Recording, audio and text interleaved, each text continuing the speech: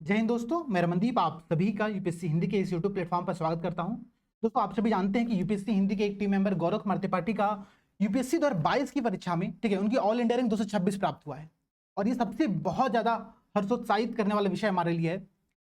देखिए, आज की जो हमारी ये डिस्कशन है गौरव कुमार त्रिपाठी के एक जीएस के मेंस के पेपर पर। वो कैसे आंसर लिख करके उन्होंने इतना नंबर अचीव किया कि उनकी ऑल इंडिया रैंक 226 उनको यहाँ पर प्राप्त हुआ है। ये एक बहुत बड़ा विषय है। हिंदी माध्यम के जो टॉपर रहे हैं ठीक है, इनके आपको यहाँ पर कॉपी देखना बहुत जरूरी है, ताकि आप इस बात को समझ सके कि आपको मेंस आंसर राइटिंग में कैसे आंसर लिखने हैं। देखिए, मेंस आंसर राइटिंग एक सब्जेक्टिव पेपर होता है। वहां पर आपको ना कोई फॉर्मेट स्ट्रक्चर्ड आंसर आपके पास अवेलेबल नहीं होता है आयोग की तरफ से कि ये आंसर अगर आप लिख करके एग्जाम में आते हो तो आपको सबसे अधिक नंबर दिया जाएगा। तो हमारे पास विकल्प क्या है भाई? हमारे पास विकल्प ये है कि हम टॉपर्स की कुछ कॉपी को देखें, हम टॉपर्स की कुछ कॉपी को फॉलो करें कि हमको समझ में आए कि भाई वो टॉपर अगर इस प्रकार के आंसर लिख करके वो नंबर अचीव कर सकता है, स्कोर अचीव कर सकता है, तो हम भी अगर उस फॉर्मेट को, आंसर राइटिंग के उस स्ट्रक्चर को अपने यहां पर अप्लाई करें तो हम भी लगभग उतने नंबर अचीव कर सकते हैं। ये बात जानने के लिए आपको टॉपर्स कॉपी देखना बेहद जरूरी है। यूपीएससी हिंदी का जो टेलीग्राम चैनल है दोस्तों ठीक है, उस टेलीग्राम चैनल पर ये कॉपी मैं आप लोगों को अपलोड कर दूंगा। वहां पर आप इस पूरी कॉपी के एनालिसिस खुद से भी कर सकते हैं। ध्यान दीजिएगा, जो हमारा टेलीग्राम चैनल का लिंक है वो लिंक ऑलरेडी आप लोगों को यहां पर दिया गया है। ये जो कॉपी है दोस्तों, जो कॉपी आधार में डिस्कस करने वाले हैं वो है जीएस पेपर 2 की कॉपी। आप यहां पर ध्यान दीजिएगा, गौरव कुमार त्रिपाठी का ठीक है जो रिटन में, जो मेंस की जो रिटन परीक्षा होती है उनमें कुल 788 नंबर इनको प्राप्त हुआ है। और इसमें अगर आप ध्यान दोगे तो जीएस 1 ठीक है 2, 3 और 4 इनमें जो सबसे अधिक नंबर इनको प्राप्त हुए हैं वो प्राप्त हुए जीएस पेपर 4 और जीएस पेपर 2 पे। ठीक है, जीएस पेपर 2 में इनको 103 नंबर यहां पर प्राप्त हुए हैं। तो आज की जो हमारी क्लास है, हम लोग गौरव कुमार त्रिपाठी के एग्जाम से जस्ट पहले की, क्योंकि भाई वो हमारे साथ हमेशा रहे तो हमने उनकी कॉपी देखी है। ये कॉपी जब वो लिखते थे तो हमने देखा कि यहाँ पे कॉपी कब लिख रहे हैं, एग्जाम से जस्ट 2 सप्ताह पहले ये कॉपी उनकी लिखी गई थी और ये कॉपी यहाँ पर आप लोग देख सकते हो। ठीक है, देखो भाई, हम लोग इसकी प्रॉपर डीपली एनालिसिस करेंगे। इसके साथ साथ ये पीडीएफ मैं आप लोगों को शेयर करूंगा, तो वहां पर भी आप लोग इस पीडीएफ को खुद से देख सकते हो। अगर पहली बात यहां पर आप नोटिस करोगे तो इस पूरे पेपर में 20 प्रश्न यहां पर दिए गए हैं और इन 20 प्रश्नों में गौरव सर ने प्रॉपर 20 प्रश्न यहां पर अटेम्प्ट किए। सबसे बड़ी बात यहां पर ये देखिए, 3 घंटे में ना 20 प्रश्न लिखना अपने में एक बहुत बड़ा अचीवमेंट है। आप में से बहुत सारे ऐसे एस्पिरेंट्स होंगे जिन्होंने 3 घंटे में 20 प्रश्न लिखने का ट्राई किया होगा, और मैं गारंटी ले रहा हूं कि 90% एस्पिरेंट उसमें सफल नहीं हो पाए होंगे। वो 20 के जगह उनके 18 प्रश्न, 17 प्रश्न, 16 प्रश्न क्या हो गए होंगे, वो रुक चुके होंगे। तो 3 घंटे में 20 प्रश्नों को अटेम्प्ट करना अपने में एक सबसे बड़ा टास्क है, और ये टास्क आपको पूरा करना होगा। यहां पर देखो, इनके अगर जो नंबर प्राप्त हुए, नंबर इस वजह से इनको मिला है क्योंकि इन्होंने 20 के 20 प्रश्न यहां पर अटेम्प्ट किए हैं। सबसे पहली बात तो आप लोग को यहां पर ये ध्यान रखनी है। दूसरी बात भाई, हम लोग एक प्रश्न से यहां पर स्टार्ट करते हैं। तो देखो, पहला जो प्रश्न है वो प्रश्न क्या कह रहा है कि do you agree with the view that the time has come to revisit the 7th schedule of the Indian constitution? क्या आप इस विचार से सहमत हैं कि भारतीय संविधान, इंडियन कॉन्स्टिट्यूशन का जो 7th शेड्यूल है उस पर हम लोग को पुनर्विचार करने की यहां पर आवश्यकता है? ये प्रश्न यहां पर दिया गया है। प्रश्न को फिर पूरा आगे पढ़ना। प्रश्न कह रहा है कि उपयुक्त तर्कों के साथ, ठीक है, उपयुक्त तर्कों के साथ क्या करिए, आर्गुमेंट के साथ आप इसकी चर्चा करिए। ये प्रश्न यहां पर पूछा गया है। और ध्यान दो, प्रश्न की शब्द सीमा क्या है? 150 शब्दों की शब्द सीमा है। कई बार एस्पिरेंट जो गलती करते हैं, जिसके कारण से वो एग्जाम में 3 घंटे में 20 प्रश्न को अटेम्प्ट नहीं कर पाते हैं, वो गलती ये होती है कि वो 150 शब्दों की सीमा में 250 शब्दों का आंसर लिख करके आते हैं। क्योंकि उनके पास इतना नॉलेज होता है ना कि वो सारे के सारे नॉलेज को यहाँ पर क्या करना चाहते हैं कि लिख देना चाहते हैं। तो वो सोचते हैं कि हम जितना ज्यादा लिखेंगे उतना नंबर हमको अधिक प्राप्त होगा। ठीक है, जैसे आपके 9-10 में कोई टीचर रहे होंगे, मेरे टीचर थे, वो क्या कहते थे, सोशल स्टडीज के टीचर थे, कि आप जितना लाइन लिखोगे उतना नंबर मैं आपको एग्जाम में दे दूंगा। ठीक है, तो ऐसा काम यहाँ पर नहीं होता। यहाँ पर आपको प्रॉपर सटीक, प्रॉपर इफेक्टिव और कम शब्दों में अपनी ज्यादा बातों को यहाँ पर लिखने का प्रयास करना चाहिए।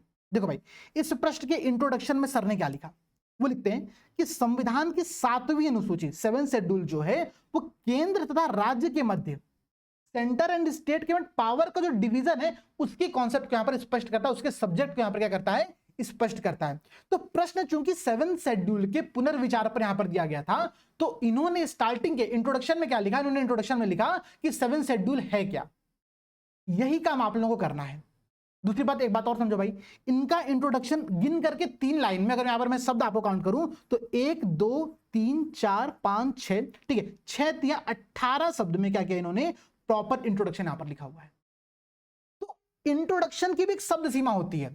इंट्रोडक्शन 10% शब्द सीमा के अंतर्गत, मेन बॉडी 80% शब्द सीमा में, और कंक्लूजन आपको 10% शब्द सीमा में लिखना रहता है। ये बात आप लोगों को ध्यान देनी पड़ेगी।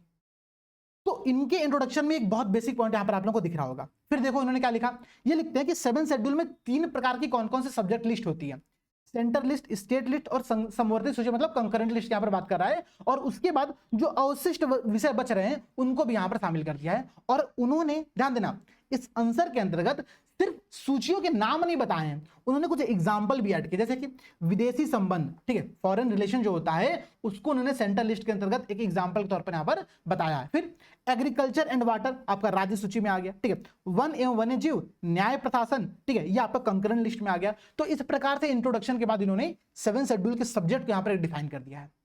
अब चूंकि प्रश्न कह रहा था कि 7 शेड्यूल पर पुनर्विचार करने की आवश्यकता है, तर्कों के साथ स्पष्ट करना है, तो इनका जो अगला हेडिंग है वो है 7वीं अनुसूची पर पुनर्विचार आवश्यक क्यों है। ध्यान दीजिएगा और to the point number 1, point number 2, point number 3 करके इन्होंने क्या किया है, अपने रीजंस को, अपने एक्सप्लेनेशन को इन्होंने लिखा है।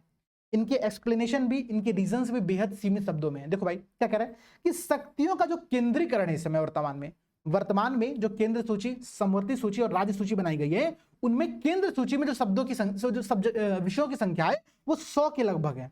मतलब क्या कि केंद्र को यहां पर ज्यादा शक्ति प्रदान किया गया है। तो चूंकि शक्तियों का केंद्रीकरण यहां पर हमारे 7वीं सूची में देखने को मिलता है, तो ये एक गलत विषय है। इसलिए हमको क्या है कि हमको यहाँ पर राज्यों को भी उसमें शामिल करने की आवश्यकता है। तो पुनर्विचार करना यहाँ पर आवश्यक इस कारण से प्रॉपर इन्होंने अपने उदाहरण के साथ क्या किया है, अपने बात को स्पष्ट किया है। फिर भाई क्या कह रहा है कि संशोधन की जो शक्ति है वो केवल संसद को यहां पर दिया गया है। गलत बात है, राज्यों को भी कुछ अधिकार यहां पर देना चाहिए, ठीक है। पता चला कि संसद को मन किया तो केंद्र सरकार ने क्या किया कि राज्यों की शक्तियों को अपनी शक्ति में ट्रांसफर कर लिया, ये भी हो सकता है। अवशिष्ट विषयों पर जो कानून केवल केंद्र बनाएगा, जबकि अमेरिका में ऐसा नहीं है। अमेरिका में क्या है कि यह शक्ति राज्यों के पास दिया गया है। अमेरिका में राज्यों को अधिक शक्ति दिया गया है। भारत में भी चूंकि हमको सहकारी संघवाद, ठीक है, इस कॉन्सेप्ट को आगे बढ़ाना है, कोऑपरेटिव फेडरलिज्म को आगे बढ़ाना है, तो हमको राज्यों को भी यहां पर शामिल करना पड़ेगा। इसलिए हमको 7 शेड्यूल में अमेंडमेंट करने की यहां पर एक गुंजाइश बनती है।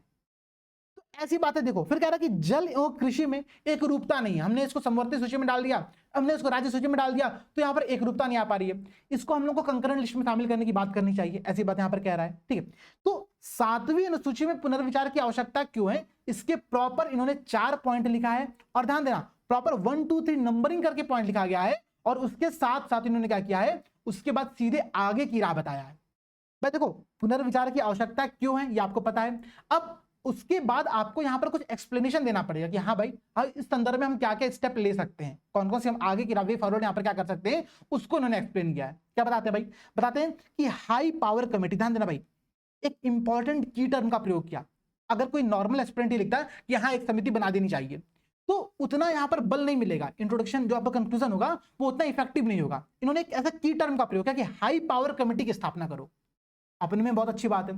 फिर क्या कह रहा है कि पुराने कुछ कमीशंस की जो रिपोर्ट्स रही हैं, जो अनुशंसाएं रही हैं, उनको हम लोगों को लागू करना चाहिए। जैसे कि सरकारी आयोग हो गया आपका और पुंछी आयोग हो गया, इनकी अनुशंसाओं का हमको पालन करना चाहिए, ठीक है। फिर कह रहे हैं कि इन मुद्दों हेतु अंतर्राज्यीय परिषद, इंटर स्टेट जो काउंसिल है और जैसे जीएसटी काउंसिल है, इनका प्रयोग हमको करना चाहिए, ताकि 7 शेड्यूल में हम केंद्र के साथ साथ राज्यों को भी क्या कर सके, उतनी तरजीह, उतनी जगह यहां पर दे सके। ये प्रॉपर प्रश्न की डिमांड के अराउंड आप देखोगे यहां पर, तो जो टोटल शब्द सीमा थी 150 शब्दों का जो सीमा थी, उसको फुलफिल करते हुए यहां पर पूरा आंसर लिखा गया है। और यही स्ट्रक्चर आप लोगों को एग्जाम में फॉलो करना पड़ेगा। शब्द सीमा का बिल्कुल ध्यान रखो। इसके साथ ही साथ क्या करना है भाई, आप लोगों को समय सीमा का भी ध्यान रखना है, ठीक है।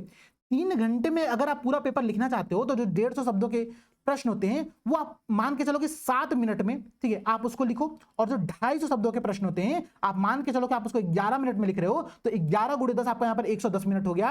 और यहां पर आप देखो तो 70 मिनट का आपका ये होगा, तो टोटल 180 मिनट में आपका पूरा पेपर कंप्लीट होगा।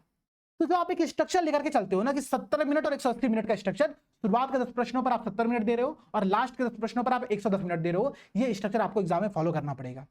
ये बात आप लोग समझने का प्रयास करना, ठीक है। आंसर राइटिंग करने का जो सबसे अच्छा तरीका है वह टॉपर्स की कॉपी को आप रेफरेंस के तौर पर लो और उसको यहां पर फॉलो करो। हमने यूपी पीसीएस के सभी टॉपर्स की कॉपी, जितने भी हमारे यहाँ से सिलेक्टेड टॉपर्स थे, हमने उनकी कॉपी अपने टेलीग्राम चैनल पे ऑलरेडी अपलोड किया हुआ है। यूपीएससी के जो टॉपर हमारे गौरव त्रिपाठी हैं, हम उनकी भी कॉपी को सबमिट कर देंगे, ठीक है। एक कॉपी ऑलरेडी अपलोड हो चुकी है, 2 से 3 कॉपी और अपलोड किया जाएगा, ताकि आप लोग प्रॉपर एनालिसिस कर सको कि हाँ भाई टॉपर किस प्रकार से अपने आंसर को लिखता है। और जब आप आंसर राइटिंग करना स्टार्ट करो, तो आप एक रेफरेंस के तौर पर कि हमको इस स्ट्रक्चर को फॉलो करना है, हमको यहां तक पहुंचना है, तो हमको इस फॉर्मेट में अपने आंसर को लिखना पड़ेगा। हिंदी मीडियम के टॉपर की कॉपी आप लोग यहाँ पर अपने सामने देख रहे हो, ठीक है। तो ये आप लोगों का प्रॉपर स्ट्रक्चर है। इसके बाद देखो भाई अगला प्रश्न क्या कह रहा है। अगला प्रश्न भी बहुत सिंपल है, ठीक है। प्रश्न समझना, कह रहा है कि न्याय वितरण के संदर्भ में, ठीक है, जस्टिस डिस्ट्रीब्यूशन जो है उसके संदर्भ में हम क्या कह रहे हैं कि ऑनलाइन विवाद समाधान, ठीक है, ऑनलाइन डिस्प्यूट रिजोल्यूशन का जो सिस्टम है उसके मैकेनिज्म के लाभों को रेखांकित करना, ध्यान रखना, उसके लाभों को रेखांकित करना। प्रश्न यहां पर एग्जैक्टली ये पूछा गया है।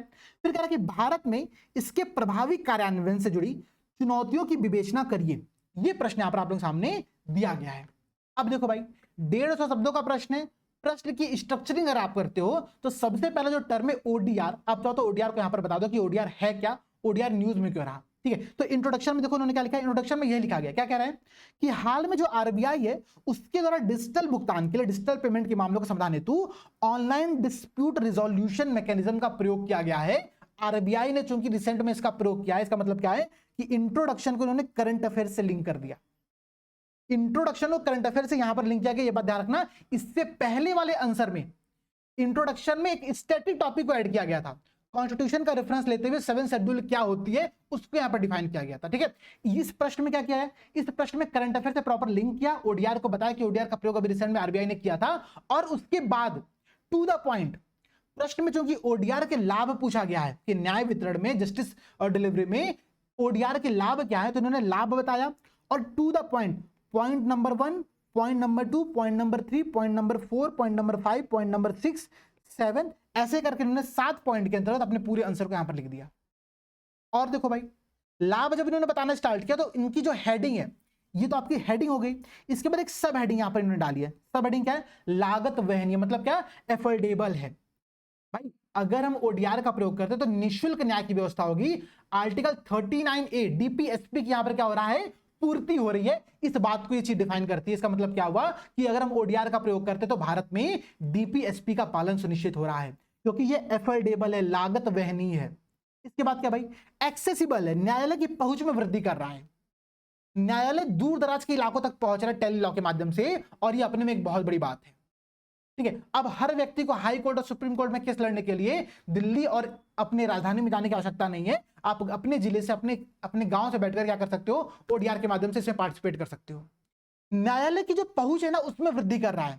अब आप समझना, अगर किसी को साउथ इंडिया से, किसी को नॉर्थ ईस्ट इंडिया से अगर अपने सुप्रीम कोर्ट में केस करने आना है, केस की अपील करने आना है, तो उसको वहां से निकल करके दिल्ली आना पड़ेगा। कितना लंबा ट्रैवल करके वो जा रहा है, एक्सेसिबल क्या है, नहीं हो जा रहा है। तो ओडीआर क्या कर रहा है, एक्सेसिबल कर रहा है, पहुंच में वृद्धि कर रहा है। केस पेंडिंग में कमी हो रही है भाई, केस पेंडिंग में कमी देखो कैसे हो रही है। सिर्फ केस पेंडिंग में कमी तो नहीं होगी, इन्होंने कुछ यहां पर आंकड़े दिया, कह रहे हैं कि अगर हम आंकड़ों पर ध्यान दें तो हाई कोर्ट में 45 लाख केस और जो अधीनस्थ न्यायालय उनमें करीब 3.5 करोड़ केस क्या चल रहे हैं, पेंडिंग चल रहे हैं। मतलब क्या कि आपको अपने आंसर में ना जहां पर आवश्यकता पड़ेगी फैक्चुअल इंफॉर्मेशन का प्रयोग करके अपने पॉइंट को जस्टिफाई करना पड़ेगा। इन्होंने बताया कि ओडीआर के माध्यम से केस पेंडिंग की जो दर है उसमें कमी आएगी। तो पहले केस पेंडिंग का एक आंकड़ा यहां पर प्रस्तुत करो। आंकड़ा ये कहता है कि हाई कोर्ट में 45 लाख केस पेंडिंग है और अधीनस्थ न्यायालयों में 3.5 करोड़ केस पेंडिंग है। ये बात यहां पर एक्सप्लेन किया गया है। तो समझो इसी प्रकार देखो तो न्यायालय की पहुंच में वृद्धि में इन्होंने क्या किया कि टेली लॉ कार्यक्रम को यहां पर ऐड किया है। लागत वहनीय, जब ये एफोर्डेबल की बात कर रहे हैं तो डीपीएसपी के आर्टिकल को यहां पर ऐड कर रहे हैं। मतलब देखो दो तरह के एस्पिरेंट हो सकते हैं। एक एस्पिरेंट हो सकता है जो कि लिखा कि हाँ भाई ये लागत वहनीय होगा, निःशुल्क न्यायालय की पूर्ति करेगा, लेकिन इन्होंने सिर्फ वो बात नहीं लिखा, इन्होंने इसको डीपीएसपी से लिंक किया है, ठीक है। और डीपीएसपी से लिंक करने के पश्चात इन्होंने क्या किया कि न्यायालय की पहुंच में जो वृद्धि होगी उसके अंतर्गत उन्होंने टेली लॉ कार्यक्रम का जिक्र किया, केस पेंडिंग में उन्होंने फैक्चुअल इंफॉर्मेशन का प्रयोग किया। फिर इसके बाद इसी प्रकार से देखो यहां पर आप लोग जितने भी एग्जांपल्स और यहां पर पॉइंट हो सकते हैं उनको उन्होंने यहां पर ऐड किया हुआ है। ये सारी बात आप लोगों को ध्यान रखनी पड़ेगी। आंसर राइटिंग में ना आपको जहां पर आवश्यकता हो फैक्चुअल इंफॉर्मेशंस का, एग्जांपल्स का, रिपोर्ट का प्रयोग करना पड़ेगा, आर्टिकल्स का प्रयोग यहां पर करना पड़ेगा। ये आपके आंसर क्या करता है और वेरीफाइड कराता है, आपके नंबर को और इंक्रीज कराता है, ठीक है। अब देखो भाई इन्होंने कोविड-19 के भी इंपैक्ट को ऐड किया कि कोविड-19 जैसी जो परिस्थितियां, जब पेंडेमिक का दौर चल रहा था तो सोशल डिस्टेंसिंग, अब अगर ओडीआर है तो सबको हाई कोर्ट सुप्रीम कोर्ट में आने की आवश्यकता नहीं है, घर से बैठे बैठे क्या कर सकते हैं हम लोग केस लड़ सकते हैं। तो सोशल डिस्टेंसिंग यहां पर क्या हो रहा है, सुनिश्चित हो रहा है, ये एक फायदा है। फिर देखो इन्होंने कुछ चैलेंजेस भी बताए हैं और चैलेंजेस भी इन्होंने प्रॉपर यहां पर आंकड़े का प्रयोग किया है, पॉइंट्स को बताया है कि भाई देखो कह रहा है कि ग्रामीण क्षेत्रों में कनेक्टिविटी का अभाव है। हम ओडीआर की तो बात कर रहे हैं, हम ऑनलाइन डिस्प्यूट रिजोल्यूशन की तो बात कर रहे हैं, लेकिन भाई 34% ग्रामीण क्षेत्रों में क्या है कि नेट की पहुंच है, ठीक है, केवल 34% ग्रामीण क्षेत्रों में क्या है, नेट की पहुंच है, अपने में एक बहुत बड़ा चैलेंज है। फिर कह रहा है कि 3F मतलब क्या, फंड, फंक्शन एंड फंक्शनरीज, इसका अभाव है। ऐसे कई सारे ना शॉर्ट फॉर्म आपको अपने आंसर में यूज करने पड़ते हैं, जैसे कि देखो भाई, पेस्टल अप्रोच आपने इससे पहले सुना होगा, political, economical, social, technical, technological, educational, legal, ठीक है, ये आपकी कुछ संभावनाएं होती हैं। इसके बाद आपने 4A चैलेंजेस सुना होगा, एफोर्डेबिलिटी, अवेलेबिलिटी, एक्सेसिबिलिटी, अवेयरनेस। आपने 5M के कॉन्सेप्ट को सुना होगा। आपने इसी प्रकार से बहुत सारे ऐसे कॉन्सेप्ट होते हैं ना जिनको हम यहाँ पे प्रयोग करते हैं। 3T के कॉन्सेप्ट को सुना होगा, जिसका मोदी जी ने भी जिक्र किया हुआ था इंटरनेशनल रिलेशन के संदर्भ में, ठीक है, कि टाइमली, ट्रस्ट एंड ट्रांसपेरेंसी, 3 चीज होनी चाहिए किसी भी दो देशों के मध्य में जब हम संबंध बनाते तो वहां पर। तो ये जो अप्रोच है ना, ये अप्रोच आपको टॉपर्स से ही समझने को मिलेगा। तो टॉपर्स की कॉपी को आप लोग फॉलो करिए। इसके साथ साथ में देखो, टॉपर्स की कॉपी को तो फॉलो करना ही है, लेकिन हम टॉपर्स खुद आपको यहाँ पर पढ़ा रहे हैं तो आप उनसे अच्छा यहाँ पर क्या हो सकता है, ठीक है। ध्रुव बैच है, ठीक है, मेंस का क्रैश कोर्स है, ठीक है, यूपीएससी एंड यूपीपीसीएस दोनों के लिए। यूपीएससी के लिए आपको GS1 से लेकर के GS4 तक के सभी पेपर को यहाँ पर डिस्कस किया जाएगा। और ये जो बैच है, ठीक है, ये बैच 5 जून से स्टार्ट हो रहा है। तो गौरव सर यहाँ पर खुद पढ़ा रहे हैं, गौरव सर के साथ साथ पूरी जो यूपीएससी हिंदी की टीम है, ठीक है, मैं, सत्यप्रकाश सर, निशांत सर, ये सब लोग मिलकर के क्या कर रहे हैं, इस प्रॉपर ध्रुव बैच को यहाँ पर कंटिन्यू कर रहे हैं। तो आप सभी जिनको भी आंसर राइटिंग में थोड़ी बहुत दिक्कत आ रही है, आप सभी हम लोग के इस ध्रुव बैच को ज्वाइन कर सकते हो। यहाँ पर गौरव सर भी पढ़ाएंगे, हम लोग भी पढ़ाएंगे, तो बिल्कुल निश्चिंत होकर के ज्वाइन करना। और आंसर राइटिंग का जो सबसे अच्छा ट्रिक है वो आपको टॉपर्स ही बता सकते हैं। तो जो गौरव सर के मार्गदर्शन में पूरा बैच चला है, इसको आप लोग देखिए, समझिए, यहाँ से अपने मेंस की आंसर राइटिंग में जितना इनरिचमेंट हो सकता है वो इनरिचमेंट करिए, और आपकी आंसर राइटिंग यहाँ पर क्या होगी, बहुत अच्छी इंप्रूव होगी। ये पूरी कॉपी मैं आप लोगों को शेयर कर दूंगा, 20 के 20 प्रश्न यहाँ पर सर के द्वारा लिखा गया है, ठीक है, और ये एग्जाम से जस्ट पहले की कॉपी है। तो बिल्कुल निश्चिंत होकर के आप लोग से भरोसा करिए, इस कॉपी को देखिए, आंसर की फॉर्मेटिंग को देखिए, किस प्रकार से पॉइंट्स को इन्होंने लिंक किया करंट अफेयर से, किस प्रकार से इन्होंने स्टैटिक आंकड़ों का प्रयोग किया है, ये आपके लिए बेहद इंपॉर्टेंट है। तो इसी के साथ दोस्तों मैं इस क्लास को समाप्त करता हूं। ये पीडीएफ में आप लोगों को शेयर कर दूंगा, बाकी के 18 प्रश्नों के एनालिसिस आप लोग स्वयं से जरूर करिएगा। और इसी प्रकार से मैं GS1, GS3 एंड GS4 इसके साथ साथ एसए की जो कॉपी है उसका भी आप लोगों को एक सैंपल डिस्कशन यहां पर दिखाऊंगा कि कैसे हम लोगों को आंसर राइटिंग करनी है, ठीक है। तो चलिए दोस्तों, मिलते हैं आप लोगों से जल्दी। आप सभी हम लोग का जो टेलीग्राम चैनल है उसको जरूर ज्वाइन कर लीजिएगा, वहीं पर ये पीडीएफ आप लोगों को मिलेगी। वो ये पीडीएफ आप लोगों को हमारे यूपीएससी हिंदी के टेलीग्राम चैनल पर मिल जाएगा। इसकी लिंक मैं आप लोगों को इस वीडियो के डिस्क्रिप्शन में दे दूंगा, वहां से आप लोग उसको ज्वाइन कर सकते हैं, ठीक है। सभी को जय हिंद, जय भारत।